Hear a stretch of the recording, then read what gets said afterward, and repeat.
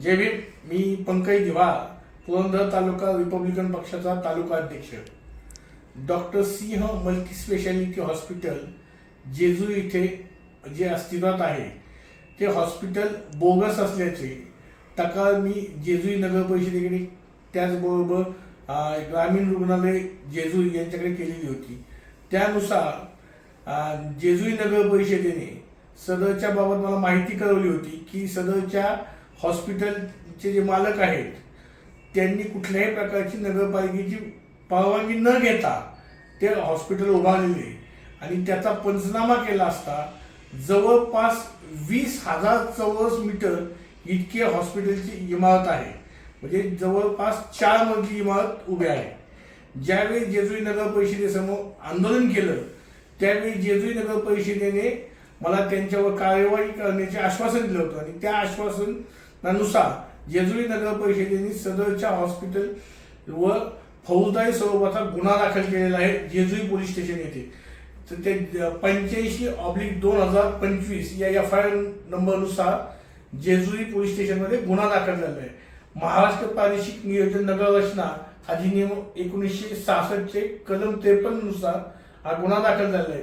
या गुन्ह्यानुसार सदरची इमारत ही अनधिकृतरित्या बांधलेली आहे आणि ती इमारत त्या कलमानुसार पाडण्याची तरतूद कायद्यामध्ये आहे.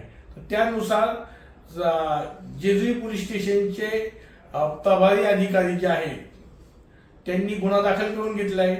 जेजुरी नगर परिषदेचे जे इंगवले साहेब CEO आहेत त्यांच्या आदेशाने बाळासाहेब भोसले जे नगर रचनाकार आहेत त्यांनी हा गुन्हा नोंद केलेला आहे. तरी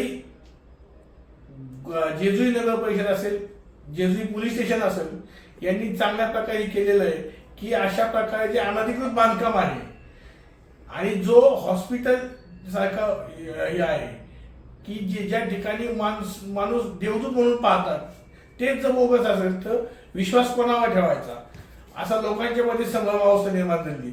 आणि त्या ठिकाणी असणारे जे लिफ्ट ज्याला मराठीमध्ये उद्वाहन म्हणतो आपण ते सुद्धा अनधिकृत आहे. त्या ठिकाणी अग्निशामकचे जे परवानगी न घेता अग्निशामकचं हे केलेलं आहे ते सुद्धा अनधिकृतच आहे.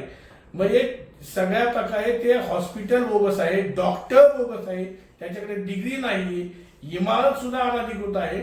अशा हॉस्पिटलवर त्वरित कारवाई होणे गरजेचं आहे. त्यानुसार गुन्हा दाखल केलेला आहे. त्याचबरोबर आम्ही सिव्हिल सर्जन पुणे यांच्याकडे तक्रार अर्ज दाखल केलेला आहे. त्यानुसार ते सुद्धा कारवाई करणार आहेत. जय भीम.